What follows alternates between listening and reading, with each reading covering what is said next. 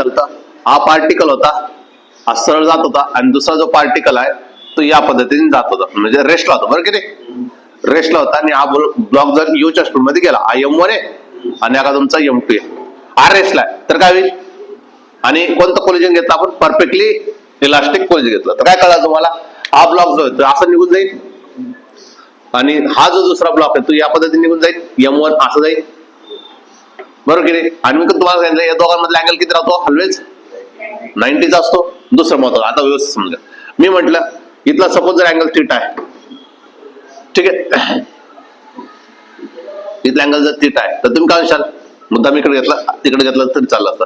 इथं घेतलं असतं काय झालं असतं? तुमचा M2 cos M2, इथलं काय V2 आणि इकडचं काय V1, M2 V2 cos θ. इथं काय लिहिलं असतं तुम्ही? M1 M1 V1 sin θ1. माझं म्हणणं काय व्यवस्थित समजून घ्या. माझं असं म्हणणं आहे, कोण रिस्पॉन्सिबल असेल कोलिजन साठी, कोणती वेळासाठी रिस्पॉन्सिबल असेल आणि कोणता कोलिजन साठी इम्पॅक्ट देतोय, कोणता पार्टिकल कोलिजन साठी इम्पॅक्ट, कोणता पटकन हा देईल का? बघा, हा चाललाय आणि हा कसा आहे? रेस्टला आहे. कोणतं कोलिजन आहे? इलास्टिक कोलिजन आहे, परफेक्टली इलास्टिक कोलिजन आहे. म्हणजे काय होईल? हा काय होईल? मोशनला जाईल आणि हा काय होऊन जाईल? स्टॉप करेल ना. म्हणजे MU sin θ1 जो आहे तो कसा रेस्ट म्हणून कन्सिडर करावा लागेल. हा जर रिस्पॉन्सिबल होणार नाही, मोशन साठी तो रिस्पॉन्सिबल राहणार नाही. कोणता? जो पळत होता तो थांबून जाईल, कारण की इलास्टिक कोलिजन असल्यामुळे काय होतं? एक्सचेंज ऑफर चालते. इलास्टिक कोलिजन मध्ये काय होतं? एक्सचेंज ऑफर चालते. काय डाऊट आहे? ठीक आहे. त्याच्यानंतर मी असं म्हटलं, कोणतं? एक्सप्लोजन. एक्सप्लोजन म्हणजे बघितलं आपण एक्सप्लोजन, टू पार्टिकल कोलिजन. मी काय म्हटलं, पहिल्यांदा कसं होता? रेस्टला होता, रेस्टला होता, रेस्टला होता. आणि काही वेळानंतर काय झालं? ब्लास्ट झाला. तर याचे काय झाले? दोन इक्वल पार्ट मध्ये तुकडे झाले. मी पहिलं काय म्हटलं? इक्वल पार्ट मध्ये तुकडे झाले. म्हणजे किती होणार आहे? M/2 M/2. तुम्हाला माहितीये, हा V2 च्या स्पीड मध्ये जाईल आणि हा V1 च्या स्पीड मध्ये जाईल, माहिती आहे ना. कारण आपला मोमेंटम कसा असतो? कन्झर्व होऊन जातो. म्हणजे किती? M into 0 ना. इथं काय होणार आहे? M/2 V1 plus M/2 V2. हा काय झाला? 0. बरोबर. काय? M/2 V1 plus M/2 V2. हा काय झाला? या साईडला घेतलं मी. M/2 V1 इज इक्वल काय? Minus M/2 V2. काय झालं? काय कळालं तुम्हाला? हा M/2 get cancel. Therefore V1 बरोबर काय? Minus of V2. Minus of V2. काय कळालं तुम्हाला? वेलॉसिटी कशी झाली? अपोजिट गेले. वेलॉसिटी कशी गेले? अपोजिट नेचरमध्ये गायब झाली. क्लिअर आहे? वेलॉसिटी कशी गेली? हा. पहिल्यांदा कसा होता? बॉडी रेस्ट मध्ये होता. बॉडी कशी होती? रेस्ट मध्ये. असं पण पॉसिबल आहे ना. कसं पॉसिबल आहे?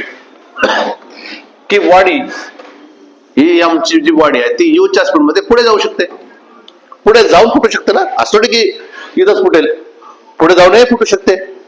म्हणजे जसं की आपण बॉम्ब वगैरे घेतला, बॉम्ब असं फेकला मी, मग तिथं गेल्यानंतर फुटू शकतो ना. तीच गोष्ट म्हणून तुम्ही U च्या स्पीड मध्ये गेला, U च्या स्पीड मध्ये गेल्यानंतर तुम्ही काय शकता? M/2 मी मुद्दा इक्वलचा घेतोय. M/2 V1 आणि M/2 V2 ने गेला. कळालं का? आता मी म्हटलं काय? M into U म्हणणार ना. बरोबर. काय? M/2 V1 plus M/2 V2 असं म्हणणार ना तुम्ही. मग तुम्ही काय सांगाल? M get cancel. U is काय रे? V1/2 प्लस काय? V2/2. काय डाऊट आहे? मग तुम्ही कोणाचं पण काढू शकता जे एका वेळेसाठी दिलेले असेल. हे कळालं? असं पण पॉसिबल आहे ना. सरळ जात लासोडी, सरळ जाऊन फुटतील असोडे, असंच फुटतील असोडे, ते असे जाऊ शकतात. म्हणून मी म्हटलं परत एकदा, IM आहे U च्या स्पीड मध्ये गेला आणि IM/2 आहे V1 च्या स्पीड मध्ये गेला आणि इथं म्हटलं मी θ1. IM/2 आहे V2 च्या स्पीड मध्ये गेला आणि इथं झाला तुमचा θ2. कळालं का? V2. हा पटकन काय करणार आहे? याला काय करणार? तुम्ही तोडून घेणार. कसं लिहिणार? m/2 काय लिहिणार? cos थिटा 2 लिहिणार. इथं काय लिहिणार? m/2 sin थिटा 2 लिहिणार. इथं काय लिहिणार? m/2 इथं काय लिहिणार? cos थिटा 1 आणि इथं काय लिहिणार? m/2 sin theta 1. काय डाऊट आहे? आता मी काय म्हणणार? इथं काय करणार? m into u. हा m इंटू u. मग तुम्ही काय म्हणणार? m/2 cos theta 1 plus m/2 cos theta किती हे राहिलं ना. इथं काय v2 आणि इथं काय राहिलं? v1. हा मग तुम्ही करू शकता m कॅन्सल. म्हणजे u इज इक्वल काय? v1 cos theta 1 divide by 2 plus v2 cos theta 2 divide by काय? काय डाऊट आहे? होऊ शकतं ना असं? रेस्ट होऊन फुटू शकतं. दोन्ही साईडला अपोजिट होऊ शकतात. मोशन मध्ये असताना फुटू शकतं. मोशन मध्ये इन्क्लाइन मध्ये पण फुटू शकतं. असं पॉसिबल आहे ना. रेस्ट मध्ये तो इन्क्लाइन मध्ये पण फुटू शकतो. एक असा गेला असा जाईन तर असं होऊ शकतं ना. इकडं थिटा 1 आणि इकडं पण कळालं होऊ शकतं. पण याचे जास्त केस बनत नाही. याच केस म्हणतात. काय डाऊट आहे? एक्सप्लोजनचं कळालं. एक्सप्लोजन किती होतात तुमचे? 2 पार्टिकल्स मध्ये होतात. नंतर आपण 3 पार्टिकलचं पण आपण घेणार आहे. 2 पार्टिकलचं एक्सप्लोजन चाललंय. बघा मग आता क्वेश्चन विसरून घ्या. मी काय म्हटलं? Canon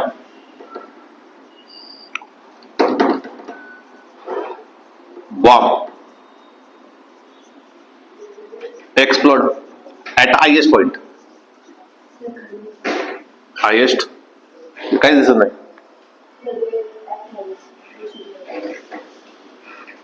at highest point.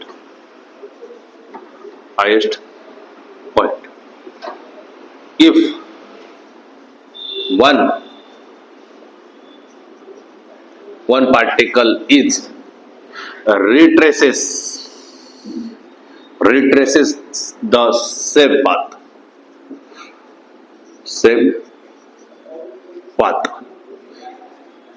then find the velocity of another particle. When cannon bomb explodes with theta angle. theta angle काय होत आहे? एक्सप्लोड होतं. म्हणजे काय बघा, इथून हा बॉम्ब जो आहे तो असा थीटा अँगलने काय झाला? एक्सप्लोड झाला. ठीक आहे. कितीच्या स्पीड मध्ये? यूच्या स्पीड मध्ये एक्सप्लोड झाला. काय सांगितलं तुम्हाला? हा इथं आला. ठीक आहे. इथं आला. इथे येऊन काय झाला? फुटला. इथे येऊन काय झाला? फुटला. हायेस्ट पॉइंटला जाऊन असं करतो ना तो. असं जाणार होता. तिथं माहिती ना, या हायेस्ट पॉइंटला जाऊन काय झालं? त्याने फुटला. फुटल्यानंतर काय होईल? त्यांनी सांगितलं हा जो एक पार्टिकल आहे त्यातला एक पार्टिकल तो या साईडने येईल आणि दुसरा जो पार्टिकल आहे तो या साईडने निघून जाईल. कळालं का? एक पार्टिकल सेम पाथ रिट्रेस करणार आहे आणि दुसरा पार्टिकल तुटेल. आणि हे तर माहिती ना, असं झालं पाहिजे. अपोजिट अँगल मध्ये गेला पाहिजे.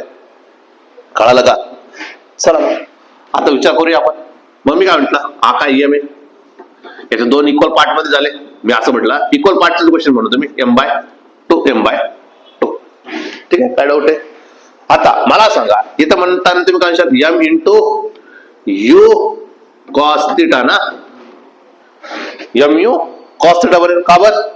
कारण की इन्क्लाइड वाला सुरू इज इक्वल टू दुसरा जो आहे तो सेम पाथ फॉलो करणार आहे. म्हणजेच किती? m/2 आहे आणि काय होणार आहे? u cos थिटा बरोबर किती? प्लस काय? m/2 याची व्हेलॉसिटी आपण म्हणूया v. तीच व्हेलॉसिटी काढायची ना आणि त्या पार्टिकलची व्हेलॉसिटी काढायची. झालं म्हटलं मी v. m कॅन्सल झाला. उरलं काय तुमचं? u cos theta. हा प्लस किती? मायनस करावं लागेल ना. ओके. हा एक या साईड झालं, एक त्या साईड झालं. म्हणजे हा काय होऊन जाईल? निगेटिव्ह साईड घ्यावं लागेल. म्हणजे इकडे त्यांना काय होऊन जाईल? प्लस होऊन जाईल. u cos थिटा बाय 2 आपण ऑलरेडी घेतलं तसं कन्सिडर केलं. सेम पाथ करेल. एकीकडे जाईल तर एकीकडे येईल ना. मायनसचं काय झाला? प्लस झाला. आणि काय राहिलं तुमचं? v बाय काय डाऊट आहे? क्रॉस मल्टिप्लाय करता येईल म्हणजे किती होणार? 3u cos theta divide by काय 2v by 2 2u cos theta plus u cos theta किती झाला 3u cos थिटा. मग 2 to get कॅन्सल. मग v बरोबर काय म्हटलं मला 3u cos थिटा. दोनदा आलेलं py किंवा काय डाऊट आहे? समजलंय? एक्सप्लोर होतो आईस पॉइंटला आईस पॉइंट वरून काल येणार इथपर्यंत कळालं. ओके आता क्वेश्चन व्यवस्थित समजा. सेम पार्टचा क्वेश्चन आहे. मी असं म्हटलं इथून त्याला थिटा अँगलने मी एक्सप्लोर केला. थिटा अँगलने एक्सप्लोर केलं. एक्सप्लोर केल्यानंतर तो असा जाणारे पाथ फॉलो करेल. थिटा अँगलने केला तर त्याला खाली यायचं असतं. व्यवस्थित समजून घ्यायचं आता. इथून जेव्हा इथून तुटणार आहे दोन तुकडे होतील. हायस्ट पॉइंटला जाऊनच तुकडे जोडायचे करतो आपण. हायस्ट पॉइंटला तुकडे झाले. तुकडे झाल्यानंतर त्याच्यातला एक पार्टिकल का होतो? एक पार्टिकल हा m1 आणि हा m2. एक पार्टिकल इथे येणार आहे एक्झॅक्टली खाली येणार आहे. ठीक आहे म्हणजे इथून या अंतराला काय म्हणतो आपण? इथून ते इथपर्यंत अंतराला काय म्हणतो आपण? बरोबर रेंज म्हणतो. रेंज r होतो म्हणजे एका झाला हे किती होईल? r/2 होईल. लॉजिक कळालं? r/2 होईल. तर विचारलं गेलंय m/2 कुठं पडेल? जर सोबत असते तर ते कुठे गेले असते? इथं गेले असते r ला गेले असते. पण त्याच्यातलं एक पार्टिकल कुठं आला? खाली आलेला आहे. तर दुसरा पार्टिकल कुठे येईल? कळालं का? आपली अपेक्षा काय होती? याने इथं आला पाहिजे होता. हा m2 आणि इकडे m1 बरोबर की नाही? म्हणजेच काय कळालं तुम्हाला? इथून r/2 ने इथं आला. तसं होणार आहे का? नाही. एक सेंटर ऑफ मास नावाची कन्सेप्ट येणार आहे. सेंटर ऑफ मास म्हणजे काय? सर्व मास तिथं कॉन्सन्ट्रेट असतो. जोपर्यंत एक्सटर्नल फोर्स लावत नाही तोपर्यंत सेंटर ऑफ मास चेंज करणार नाही. तर आता इथं सेंटर ऑफ मास चेंज करणार नाही. इंटरनल फोर्समुळे फुटला तो. फोर्स कोणामुळे फुटला? इंटरनल फोर्समुळे. इंटरनल फोर्समुळे जर फुटत असेल तर सेंटर ऑफ मास चेंज होत नाही. उद्यापासून आपण जे चर्चा करणार आहे ते सेंटर ऑफ मास वर जाणार आहे. ठीक आहे. पण आज आपलं काय फक्त लक्षात ठेवा सेंटर ऑफ मास नावाची काय कन्सेप्ट आहे. सेंटर ऑफ मास चेंज होणार आहे का? सेंटर ऑफ मास कसं राहील? सेंटर ऑफ मास कसं राहील तुमचा? सेम राहील. सेंटर ऑफ मास जर सेम असेल आणि त्याचा velocity of centre of mass तो पण कसा राहील? सेम राहील. Velocity of centre of mass पण काय जाईल? सेम. हे लॉजिक कळालं? समजलं? मग हा पार्टिकल जो आहे तो इथं पडण्याच्या ऐवजी त्याचा सेंटर ऑफ मास कसं ठेवायचं? झाला सेम ठेवायचं. कारण की इकडं r/2 ने फेकला ना. इथं यायचं मोमेंटम ऑलवेज कन्झर्व्ड ना. एक पार्टिकल इथं येणार आहे तेवढं पार्टिकल तिकडे गेला पाहिजे. लॉजिक कळालं काय बोललो? m1 r1 एवढं आलं तेवढं तिकडे पाहिजे ना. तरच काय होईल? मोमेंटम कन्झर्व्ड होईल. मोमेंटम कन्झर्व्ड होईल. दोन्ही साईडचं काय असेल? इक्वल अँड अपोजिट पाहिजे. जेवढं इकडे तेवढंच तिकडे पाहिजे. मग तिकडे किती अंतर पाहिजे? तिकडे किती अंतर पाहिजे? r/2 पाहिजे ना. लॉजिक कळालं का? किती अंतर पाहिजे? r/2 इतकं अंतर पाहिजे. जर r/2 इतकं अंतर असेल तर हा पार्टिकल इथं न येता तो पार्टिकल कुठे शिफ्ट होणार आहे? इथं शिफ्ट होणार आहे. काय डाऊट आहे? का बरं? कारण की सेंटर ऑफ मास कसं ठेवायचं? त्याला सेम ठेवायचं आहे. आणि मोमेंटम P1 आणि P2 वर कसं ठेवायचंय? इक्वल ठेवायचंय. कारण की एवढं जेवढं या साईडला तेवढंच त्या साईडला. सेंटर ऑफ मास नावाचे काहीतरी कन्सेप्ट आपण शिकणार आहे ज्याच्यामध्ये आपण असं म्हणणार आहे m1 असं म्हणतो आपण m1 x1 इज इक्वल काय m2 x2 असं आपण म्हणणार सेंटर ऑफ मासच्या केसमध्ये. ठीक आहे. जेवढं m1 आहे त्याचं इकडं आणि दोघांचं प्रोडक्ट पण तिकडं सेमच असलं पाहिजे. म्हणून आपण काय केलं? r/2 केला. मग मला सांगा तिसरा पार्टिकल सेकंड पार्टिकल किती पडला इथून? सेकंड पार्टिकल किती लांब गेला? 3r/2. कुठून? From explosion. बरोबर की नाही? फ्रॉम एक्सप्लोजन पासून किती अंतरावर गेला तो? 3r/2 ला पडलाय. आणि हा पहिला पार्टिकल किती पडलाय? r/2 ला पडलाय. पहिला पार्टिकल r/2. दुसरा पार्टिकल ओरिजिन पासून कितीला गेलाय? 3r/2. काय डाऊट आहे? समजलंय? आता क्वेश्चन व्यवस्थित समजा. दुसरा क्वेश्चन सेम टाईपचा आहे. कळालं काही लॉजिक? परत काय केलं मी? हा बॉम्ब थिटा अँगलने एक्सप्लोर केला. ठीक आहे. थिटा अँगलने एक्सप्लोर केला. थिटा अँगलने एक्सप्लोर केल्यानंतर काय झालं तुमचं? या पद्धतीने झालं. आता मी म्हणतो काय? हा बॉम्ब इथं येऊन फुटला. परत बॉम्ब कुठे फुटला? कळालं का? बॉम्ब हायेस्ट पॉइंटला येऊनच फुटला. जसं इथे पण हायेस्ट पॉइंटला फुटला तसं इथं पण हायेस्ट पॉइंटलाच फुटलं. क्लिअर आहे? तर हायेस्ट पॉइंटला फुटल्यानंतर पहिला जो पार्टिकल आहे M1 आणि M2, पहिला पार्टिकल इथं पडला. पहिला पार्टिकल कितीला पडला? R ला गेला, बरोबर की नाही?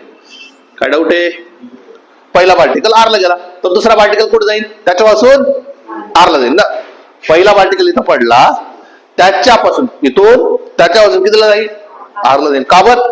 कारण की दोन्ही साईडला त्याला काय करायचंय? मोमेंटम कन्वर्ट करायचंय. म्हणजे इथून इथपर्यंत तो R ला गेला. काय डाऊट आहे? दुसरा जो पार्टिकल आहे, सेकंड जो पार्टिकल आहे, तो कुठे जाणार आहे? या ठिकाणी जाईल. काय डाऊट आहे? समजलंय? इथून हा पार्टिकल सेकंड पार्टिकल इथं जाणार आहे. मग मी विचारलं असं, पहिला पार्टिकल कितीला आहे? R ला आहे. तर दुसरा पार्टिकल कितीला आहे? दुसरा पार्टिकल किती होईल? 2R from explosion. From explosion नाही, इथून आल्यानंतर.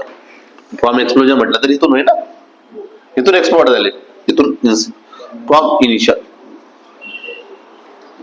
कळालं का? एक्सप्लोजन म्हटलं असतं आपण, इथून मोजलं असतं, मग ते किती आलं असतं? तुमचं R आलं असतं. आपण पुढे मोजलंय 3R/2 लिहिलंय ना, 3R/2 लिहिलं तर इथून मोजलंय इनिशियल पोझिशन. एक्सप्लोजन म्हटलं असतं तुमचं किती आलं असतं? R आलं असतं. एक्सप्लोजन इथून झालं ना, R plus from initial. From initial किती झालं? लॉजिक कळालं? दोन पार्टिकलचे कोलिजन होताना काय काय विचार होता आपला? कळालं? ठीक.